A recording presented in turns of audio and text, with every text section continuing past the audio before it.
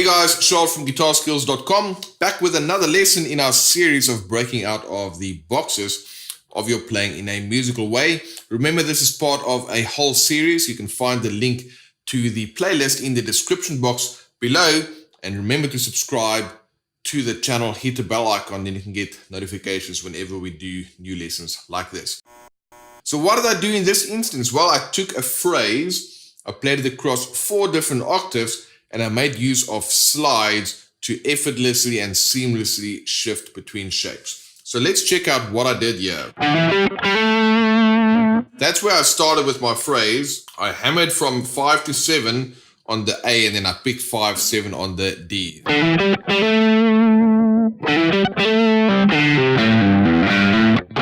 then I went down like this. So that was the line in this low octave.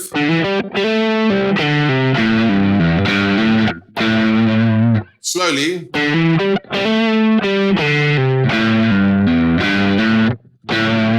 And then I did the same thing an octave higher. Instead of starting here, I started here, 7, 9 on the G, 8, 10 on the B.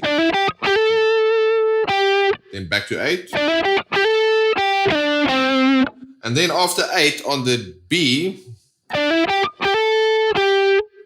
then I slide into 7 on the G.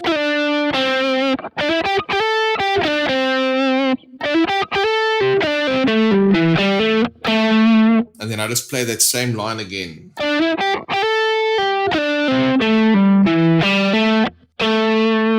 So you can see it's exactly the same line, just played in 2 different octaves. I started here.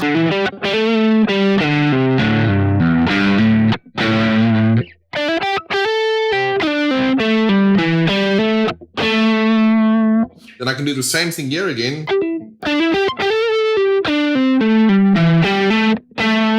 Slightly different fingering.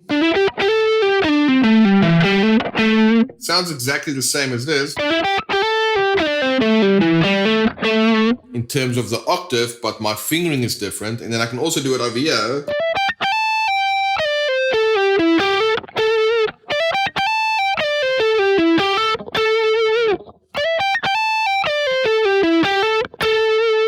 Alright, so that's that same line in 4 different octaves, making use of essentially, I'd say, 2 to 3 different fingerings. Now, what's very important when you do something like this is you need to find the same note that you're going to slide in and out from. And in this case, it was that D note.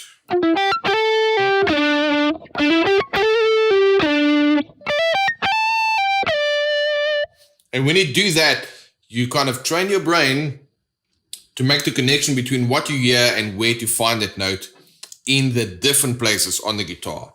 That is so powerful because the guitar kind of works in a bit of a mysterious way, in the sense that you have the same note in different places on the guitar, whereas with a piano, a particular octave or particular version of any note, you're not going to find that exact same note anywhere in a piano again. You will find that same note in different octaves on the piano, whether you play the same note an octave higher or octave lower, but you won't find the exact same note in different places on the guitar. Sorry, on the piano. But on the guitar, you will. For example, there I just played that exact same version of an E in 5 different places. So why is that important? Well, first of all, you need to know that the notes exist in different places. That's why I can take a line like this.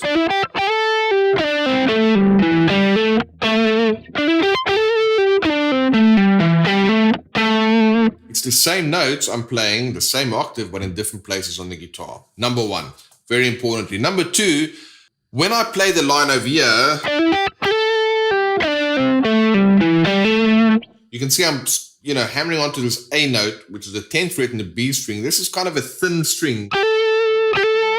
But when I do it here, it's on the G string, which is slightly thicker. So tonally, it's going to sound different. Even though it's exactly the same notes in exactly the same octave, played with exactly the same phrasing, you're going to get a different sound. Now, sometimes on the guitar, you want to be able to find different sounds, and therefore you can play the same line on different string groupings. But also number 2, and that's the main focus of the series, is to get you used to using slides in a musical way to connect different patterns together.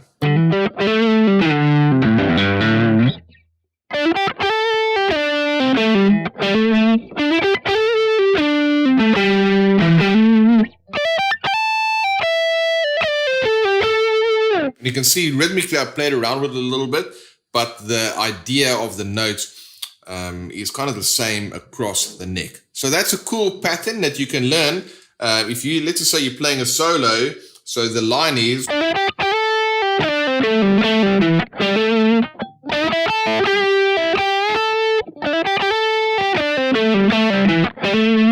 you can add that on top of another lick, and that is when you start taking little phrases and you're adding them together, and then you can start making up longer phrases that of course will become a solo.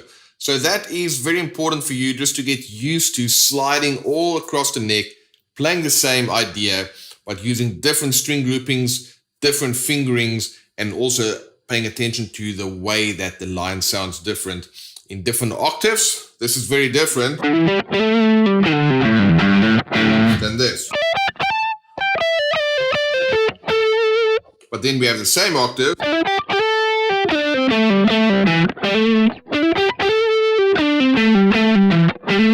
that has a slight difference to it just because of where I play that.